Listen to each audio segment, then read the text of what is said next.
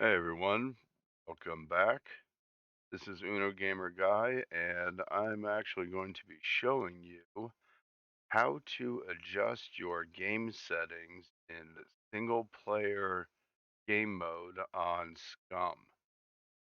So we need to get into what is your configuration file.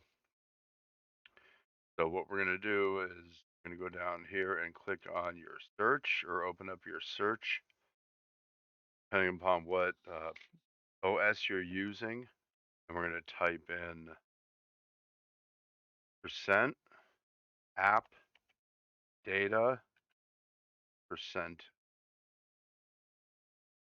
So percent sign APPDATA percent, and that'll take you to a file folder. So you're going to click on that, and this will show you the path getting to where we are. Now it's going to take you to a folder that says roaming. Now we're going to click back one to where it says app data. Then we're going to double click on where it says local. Now we're going to scroll down to the SCUM file, saved, config, Windows no editor. And then we're going to scroll down here to where it says server settings. And when you double click on that, it's going to open up. In Notepad, you could use, what is that, Notepad++. I just use normal Notepad. I don't know what the difference is. I think it's just preference. Now, also what I did is I created a file over here on my desktop that says SCUM default settings. So what I did was, before I altered anything in here, I recommend that you make a copy of this file, and that would be over here. You could just right click on this and hit copy, and I just created a file, a new file, or a new folder, and named it SCUM default settings.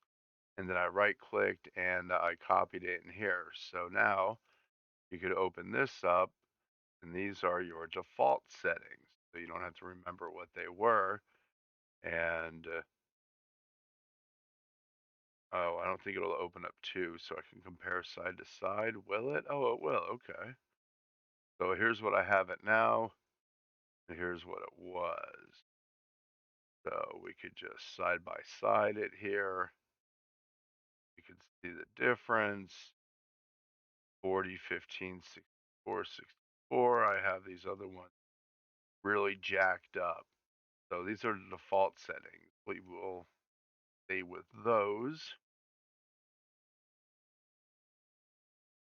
And always remember to come up here to File, left click once, and click on Save. If you make any changes, or if you think you may have accidentally made a space somewhere, or may have messed something up, you could always go back and copy and paste your saved file back into the Windows no editor file, and it will take place of the server settings, and you'll be back at default. Now, some of the settings in here that are very, very useful to get to know, obviously max allowed animals, birds, zombies, wild spawns. Well, it says pawns, but it's the zombies, max allowed zombies out in the world, out in the wilderness.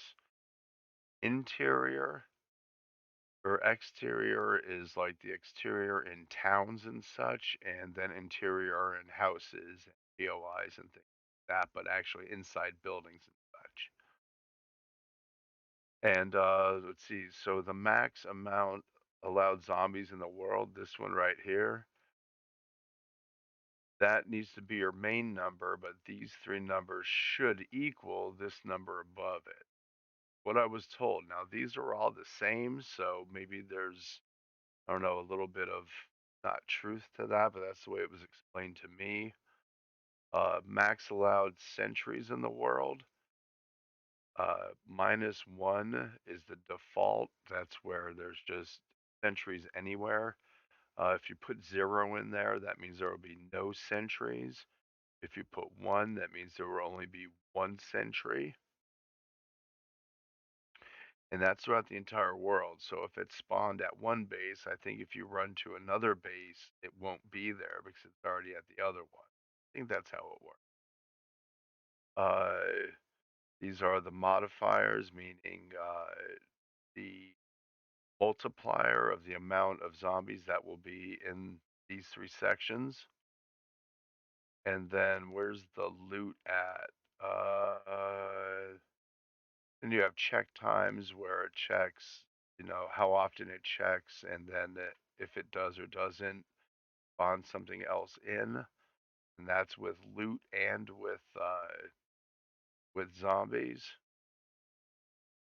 Let's see here. Here we go. Item spawning, probability, all of these. If you want them more, uh, these are the 3 I think that you want to up the most. Now, I think 9 is the default for the highest, but when I'm playing single player, I put it up like to 1,000 to see what happens. And the expiration time in minutes, that means this is how long it'll wait before it rechecks all of these 3 things and decides whether it wants to put more loot in or not. World events, these are for like the loot drops.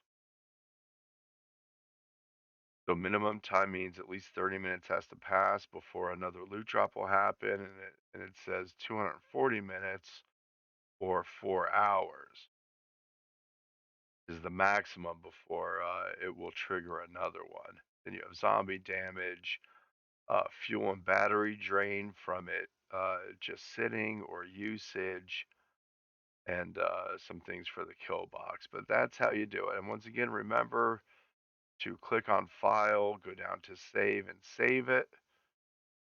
And then you could just X out of it. And when you start up your single player games, they will always go by those settings. Even if you start a new game, they'll always go by those settings. So, like I said, remember, if you want one back at default, make sure you make a copy of those default settings. You can always plug it in, start new. So, thank you very much for joining me. I hope this helped out. Drop me a like and a subscribe, please, if you'd like to see more content like this.